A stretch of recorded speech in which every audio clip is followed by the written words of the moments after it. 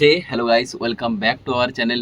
তো আমি বুঝতে পারছি না যে তোমরা কিরকম ভাবে আমাকে দেখতে পাচ্ছ, কারণ কারেন্ট নেই, চলে গেছে। আর বাইরে প্রচন্ড পরিমাণে বাতাস বইছে, ঝড়ো হাওয়া যেটা মানে বইছিল কিছুদিন ধরে, ঠিক আছে, সেটা বইছে প্রচন্ড পরিমাণে। তো এই ঝড়ো হাওয়ায় না তোমরা দেখবে, আমার তো বেসিক্যালি যেটা খুব পছন্দের হয় সেটা হলো যে কোনো একটা বাংলা হেভি সুন্দর একটা গান, যেটা চালিয়ে দেবো, চালিয়ে একা একা শুনবো। আর ঝড়ের মধ্যে যে বাতাসটা যে বইছে, তার মধ্যে যে গাছপালাগুলো নড়ছে না, সেগুলো দেখার। তো আমি তোমাদের আমার একটু কলেজ লাইফের কথাগুলো বলবো, কারণ আমি যখন কলেজে পড়তাম না, সেই সময় কিছু ইনসিডেন্ট হয়েছিল আমার সঙ্গে বা ঘটেছিল। এটা মিক্সড আপ একটা, যে কলেজের শুধু এরকমটা না। যখন আমি কলেজে উঠি সেই সময় মানে এই যে ইয়ারবাডস না না সেই সময় আমাদের মানে আমরা যেহেতু গ্রামে থাকি, তো আমাদের কাছে সব সময়ের জন্য খুব মানে দেরি করেই সবকিছু ইনফরমেশন আসে। তো ইয়ারবাডস সেই সময় ভালোই প্রচলিত ছিল। তো আমি একটা তখন ইয়ারবাডস কিনেছিলাম, ঠিক আছে।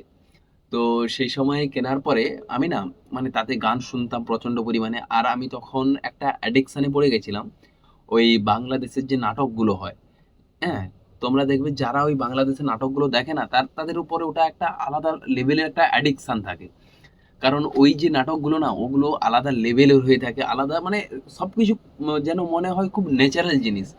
যেমন তুমি তোমার বন্ধুদের সঙ্গে মানে ঘুরতে গেছো, বা তুমি তোমার মা বাবার সঙ্গে যেমন ভাবে কথা বলছো প্রতিনিয়ত, না সেই রকম ভাবে বাংলাদেশের যারা ওগুলো বানায় তারা রিপ্রেজেন্ট করিয়ে থাকে জিনিসগুলোকে। তো তোমাদের মনে হবে না একবারও দেখে যে ওটা আলাদা কোনো জিনিস বানিয়েছে, তোমাদের মনে হবে যে না, হ্যাঁ, ঘরের প্রতিনিয়ত যেগুলো জিনিস ঘটে যাচ্ছে সেগুলো শোনাচ্ছে। তো আমি ওর উপর প্রচন্ড পরিমাণে অ্যাডিকশন ছিল আমার। তো আমি দেখতাম, খুব ভালো লাগতো, কিন্তু পরপর পরপর এক সময় এসে আর ভালো লাগছিল না। কারণটা কি, যেগুলো আমি দেখতে অভ্যস্ত ছিলাম সেই সব গুলো প্রায় শেষ হয়ে আসছিল। মানে বাংলাদেশের এমন কোনো তখন নাটক ছিল না যে আমি দেখিনি বাংলাদেশের। আর আমি বেশি পরিমাণে দেখতাম বাংলাদেশের কিছু কিছু ভালো নাটকে যারা অভিনেতা আছে তাদেরগুলো। আর খুব কম পরিমাণেই দেখতাম যাদের মানে যারা বলতে কি আমি বেশি পছন্দ করি না। খুব দেখবে যারা খুব বাচ্চা নয়, ইয়ং ছেলে যারা, মানে যাদের বয়স ছিল তখন 20-22 বছর বা 16 বছর 15 বছর, তাদের আমি দেখতে অতটাও পছন্দ করতাম না। তো আরফান নিশো বলে একজন আছে, ঠিক আছে, অপূর্ব বলে আছে। আমি এর দুজনের প্রচন্ড পরিমাণে দেখেছি, ঠিক আছে। তো সেই সময় এই যে আরফান নিশোর একটা নাটক দেখছিলাম, এরকম ঝড়ফড় হচ্ছে, সে হচ্ছে, মানে সেগুলো আমি একটা রিলেট হচ্ছে আজকের আমার। রিলেট হচ্ছে বলতে কি, অনেকদিন আগে দেখেছিলাম তো। আর ওই যে একটা গান আছে না যে উম, কি বুকের আমার ঠিক মনে নেই গানটা, ঠিক আছে, মোট খুব সুন্দর গান। যাই হোক, গানটা এরকমই মানে কিছু একটা রকম ছিল। আমার গানটা এই মুহূর্তে মনে নেই, যেহেতু সেহেতু তোমাদেরকে বলতেই পারবো না জিনিসগুলো। কিন্তু ভাই সত্যি ওই যে দিনগুলো কাটিয়েছিলাম আমি, বা ওই যে জিনিসগুলো হচ্ছিল। আর সব থেকে বড় কথা ছিল, আমি যখন কলেজে পড়ছিলাম না, তখন লকডাউন চলছিল, ঠিক আছে, একদম পিওর লকডাউন যাকে বলে। তো সেই সময় পড়ার থেকে বেশি আমি ওইগুলো দেখে প্রচন্ড পরিমাণে কাটিয়েছি। এই জন্য বললাম না, আমি তখন এমন ওই ওই দুজনের এমন কোনো নাটক নেই যেটা আমি দেখা ছাড়িনি, ঠিক আছে। আমি তো সবচেয়ে বেশি মানে কি বলবো তোমাদেরকে, আরফান নিশোর একটা ছিল যে পুনর্জন্ম বলে। তো ওই পুনর্জন্ম যে ওটাকে তিনটে পার্টে সম্ভবত বের করেছিল। তো ওই লাস্টের পার্টটাকে দেখার জন্য আমি খুব মানে ছিলাম যে কবে বেরোবে, কবে হবে। হ্যাঁ, এখন আর অতটাও নেই আমার। আর একটা খুব দেখতাম ব্যাচেলার পয়েন্ট বলে, অনেকেই জানে অনেকে জানে না। ব্যাচেলার পয়েন্টে নতুনগুলো বেরিয়েছে কিন্তু আমি আর দেখিনি। আগে অনেকদিন আগেই দেখেছিলাম, 1 বছর মতো আগে দেখেছিলাম, তারপরে আর দেখিনি, বন্ধ করে দিয়েছি ওগুলো দেখা, ঠিক আছে। তো তার কোনো মানে এই সব কোনো কারণ নেই যে কোনো রাজনীতিভাবে বা কোনো আমাদের এর সঙ্গে যে ওদের মারামারি হয়েছে, এরকমটা না। আমি এমনি আর দেখতে ভালো লাগে, মানে লাগলো না জিনিসটা, এই জন্য ছেড়ে দিয়েছি। এই জন্য আমি এখন প্রায় মানে যেগুলো ভালো ভালো ওয়েব সিরিজ থাকে, আইএমডিবির রেটিং যেগুলো হাই লেভেলে থাকে, ওগুলো দেখে থাকি সাধারণত, দেখতে ভালো লাগে। আর তোমাদেরকে এই যে বললাম যে কলেজের কথা, কলেজের আমি মানে একবার নয়, অনেকবারই বহুবারই ঘটনাগুলো ঘটে থাকে।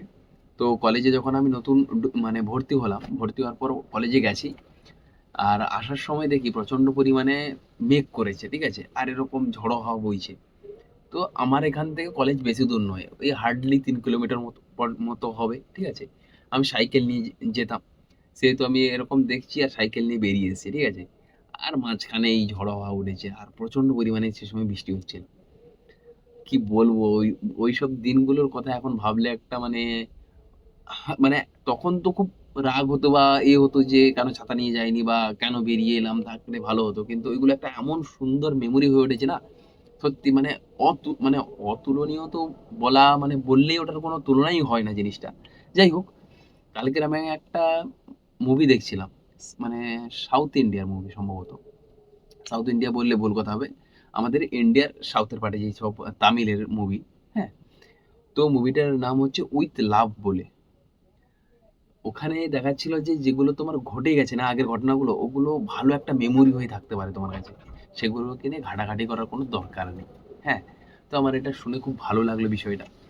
আর আজকের এরকম দেখতেই পাচ্ছ বাইরে প্রচণ্ড পরিমাণে আওয়াজ হচ্ছে। তোমাদেরকে আমি দেখাতে পারবো না বাইরে নিয়ে গিয়ে। আর কারণ পুরো তো লাইট মানে চলে গেছে, লোডশেডিং চলছে যেহেতু তোমরা কিছু বুঝতে পারবে না, জানতে পারবে না, শুধু সঁ সঁ করে বাতাস শুধু বুঝতে পারবে যেহেতু আমার মোবাইলটা এতটাও ভালো নয়। তাই তো আর তোমাদেরকে বেশি বিরক্ত করব না। আর আমার প্রচণ্ড পরিমাণে ফ্ল্যাশটা চোখে লাগছে। তাই জন্য আর বানাতে পারছি না জিনিসটা। ঠিক আছে, আজকের মতো যদি তোমরা এই পর্যন্ত দেখে থাকো না, খুব ভালো লাগবে। তোমরা যদি দেখো না, আমার খুব ভালো লাগে জিনিসগুলো। সে একজন হলেও আমার খুব ভালো লাগে। দেখা হচ্ছে তোমাদের সঙ্গে নেক্সট ভিডিওতে। Tata, bye bye.